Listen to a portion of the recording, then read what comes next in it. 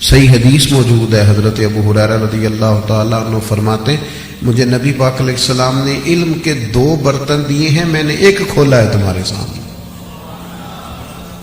دوسرا نہیں کھولوں گا۔ ہر چیز اس کو بیان تھوڑی کر دیا جائے گا، ہر بات کو بتا تھوڑی دیا جائے گا، صرف جو چیز کسی کی ضرورت کی ہے آپ اس پر ڈسکس کریں، آپ ہر بات کو کیوں کھولیں گے؟ اور پھر یہ کہ جب آپ کوئی بات، کسی بات کا آپ اظہار کرنے لگیں تو پھر آپ اس کے لیے اچھے الفاظ کا چناؤ کریں۔ بات ہو سکتی ہے، گفتگو ہو سکتی ہے، ساری باتیں کی جا سکتی ہیں، لیکن میرے عزیز آپ لفظ ہی ہے نا، جملے ہی ہیں نا، آپ اگر اچھے جملوں کا چناؤ کر لیں گے، الفاظ ذرا چنیدہ ہوں گے تو بات ذرا خوبصورت ہو جائے گی، اسی بات کے اندر خوبصورتی پیدا ہو جائے گی۔ بات ایک ہی ہے، آپ کے والد صاحب نے آواز دی بیٹا ذرا بات سنو، تو آپ نے آتے کہا ابا جی میں تو پہلے بھی آیا تھا کہ کوئی کام ہے تو بتا دیں، آپ نے بتایا ہی نہیں، تو اب حکم کریں کیا کرنا ہے؟ تو آپ نے کہا یہی ہے کہ آپ کہیں کیا کرنا ہے، لیکن اس کا چونکہ لفظوں کا چناؤ ٹھیک نہیں تھا، لہجہ ٹھیک نہیں تھا، لہذا اس بات کی لذت خراب ہو گئی۔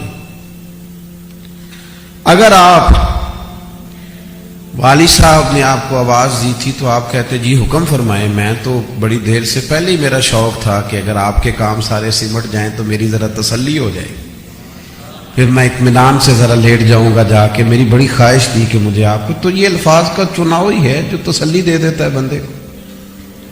آپ مجھے بتائیے نا، کسی جگہ حضور علیہ الصلوۃ والسلام نے نہیں کہا صحابہ سے کہ تم میرے لیے ڈھونڈ ڈھونڈ کے الفاظ لاؤ، چن چن کے الفاظ لاؤ، لیکن ان کے الفاظ کا چناؤ ہے نا، وہ کریم سے بات کرتے ہیں تو پہلے کہتے ہیں فدا کا ابی و امی یا رسول اللہ، اور ایمرجنسی کے حالات میں بھی وہ الفاظ کے چناؤ کو نہیں بھولتے۔ ایک ہوتے ہیں نا ایمرجنسی میں القابات نہیں پکارے جاتے، خدا نہ خواستہ صرف سمجھانے کے لیے عرض کر رہا ہوں، میری پگڑی کے شملے کو پیچھے آگ لگ جائے تو آپ کیا کہیں گے؟ مفکر اسلام قبلہ حضرت علامہ صاحب شیخ فلانا، اتنی دیر میں سارا کام ہو جائے، بے شک اس وقت القابات نہیں، یہ ایمرجنسی ہے۔ ایمرجنسی میں الفاظ کا چناؤ کریں گے آپ تو کہیں گے وہ جی آگ لگ گئی آپ کے کپڑوں کو، مولانا پیچھے دیکھیں، ہو سکتا ہے نام بھی آپ لے لیں، اور لیں تو شاید مجھے برا بھی نہ لگے، آپ کے وہ جو اجمل صاحب وہ پیچھے دیکھیے ادھر آپ کے آگ لگ گئی ہے، تو ٹھیک ہے بھئی ایمرجنسی ہے۔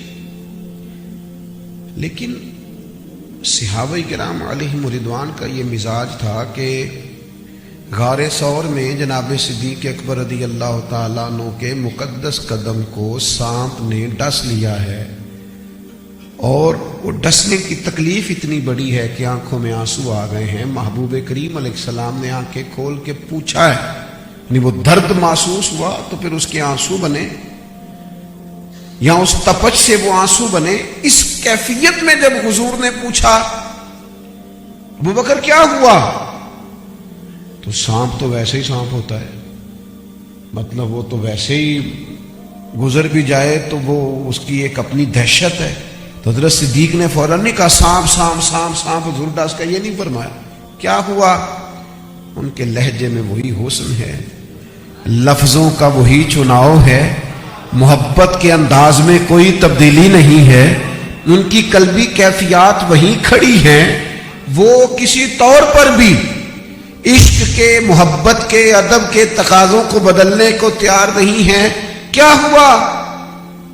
عرض کی فدا کا ابی و امی یا رسول اللہ، حضور میری ماں بھی قربان ہو، میرا باپ بھی آپ پر قربان ہو، ذرا سانپ نے ڈس لیا تھا پیر میں۔ وہ تقاضے، الفاظ کا چناؤ سمجھانے کے لیے بزرگوں نے لکھا ہے کہ ایک بادشاہ، آپ کی توجہ ہے میری بات پر، سمجھانے کے لیے لکھا ہے، ہمارے ہاں کچھ لوگوں کو نا ان کی بات نہیں غلط ہوتی، ان کا انداز ٹھیک نہیں ہوتا، وہ بات درست کر رہے ہوتے ہیں لیکن ایسے لہجے میں کر رہے ہوتے ہیں کہ وہ بجائے اس کے کہ مثبت ثابت ہو، وہ بعض اوقات اس کے اثرات الٹ ہو جاتے ہیں۔ آپ اچھے الفاظ کے چناؤ سے بھی بات کر سکتے ہیں، اس میں عمدگی پیدا ہوگی۔ وہ بزرگوں نے لکھا ہے کہ ایک بادشاہ نے خواب دیکھا، نے دیکھا کہ میرے دانت ایک ایک کر کے سارے ٹوٹ گئے۔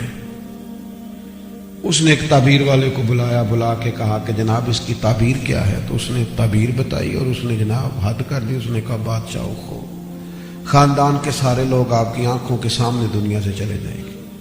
بادشاہ نے اسے سزا دی، فرمایا اتنی بری خبر سنا رہا ہے؟ یہ بڑی تکلیف کی بات ہے کہ میں اپنے سب کے جنازے پڑھوں گا۔ یہ کیا خبر سنائی تو نے؟ بادشاہ لوگ تھے، ان کا انداز ہی ایسا ہوتا تھا، اگرچہ یہ اس کا طریقہ درست تو نہیں تھا، لیکن اس نے سزا دی۔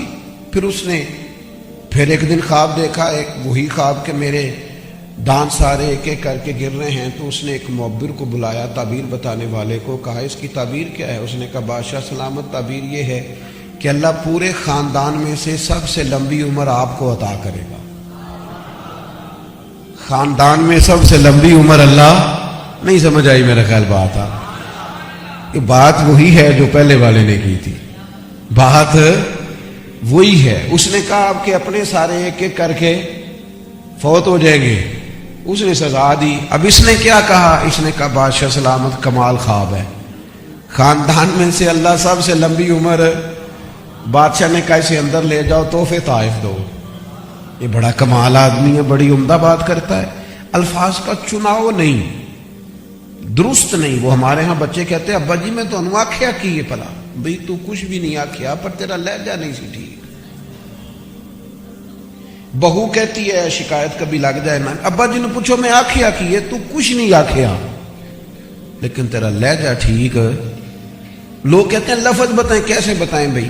لفظ تو ہے ہی کوئی نہیں، تو نے کوئی گالی تو دی نہیں معاذ اللہ، لیکن مجھے تیرے لہجے میں حسن ہونا چاہیے تھا نا، وہ تیرے لہجے میں جو ادب ہونا چاہیے تھا، وہ شائستگی جو ہونی چاہیے، وہ بات کے اندر جو خوبصورتی ہونی چاہیے تھی، وہ نہیں ہے۔ اللہ کا قرآن کہتا ہے لوگوں سے اچھے طریقے سے بات کرو۔ آپ کا لہجہ، ہمارے ایک دوست ہیں بڑے سادے سے، مساجد کے اندر ہمیں ضرورت ہے، مدارس کے اندر ضرورت ہے، کالجی سکولز میں ضرورت ہے کہ آپ کا انداز بات کرنے کا ٹھیک ہو، آپ کا حسین پہلو ہو بات کرنے کا۔ میرے نبی اکرم صلی اللہ تعالی علیہ وسلم بات کرتے اور اس طرح بات کرتے کہ حضور ٹھہر ٹھہر کے جملے بولتے۔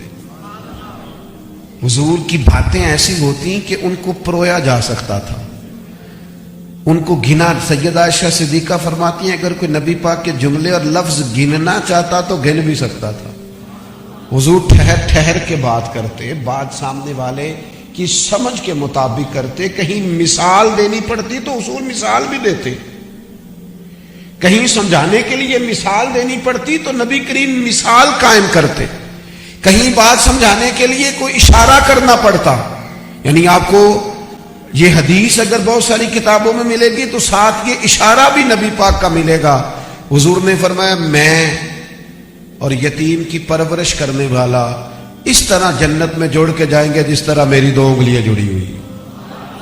یعنی بات سامنے والے کے ذہن میں اتارنی ہے، سامنے والے کو مسئلہ سمجھانا ہے، نفس مسئلہ سے اس کو آگاہ کرنا۔ تو یہی کام آپ اگر پبلک ڈیلنگ کرتے ہیں، آپ اگر تاجر ہیں تو پھر بھی تو آپ نے گاہک سے بات کرنی ہے کہ نہیں کرنی؟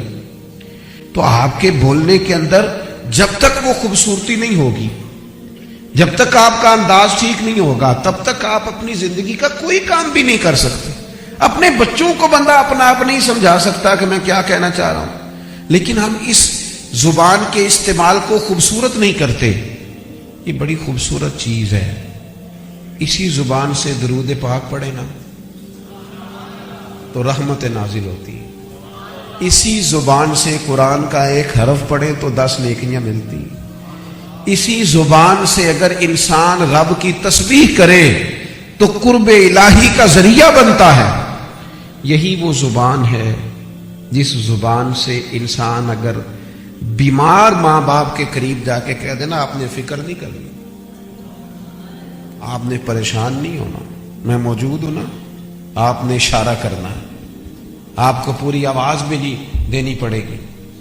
وہ بچہ کتنا خوش نصیب ہے جو اپنے ماں باپ سے جا کے کہتا ہے کہ میں نے آپ کی خاطر موبائل راج سائلنٹ کرنا بھی چھوڑ دیا۔ آپ جس وقت چاہیں اس کی بیل بجائیں، مجھے آپ حاضر پائیں گے. یہ آپ کے لفظ ہی تو ہیں جو تسلی بن جاتے ہیں، یا آپ کے جملے ہی تو ہیں جو مٹھاس بن جاتے ہیں، یا آپ کی گفتگو ہی تو ہے. آپ نے نہیں دیے پیسے، آپ کو ضرورت نہیں پڑی بھائی کو دوست کو قرضہ دینے کی، کچھ نہیں کہا آپ نے، بس آپ نے اتنا کہا یار فکر کوئی نہ کرنا، وہ تو سکون سے سو گیا. یہ آپ کی زبان ہی تو ہے جس نے لوگوں کو تسلی دے دی، تشفی دے دی.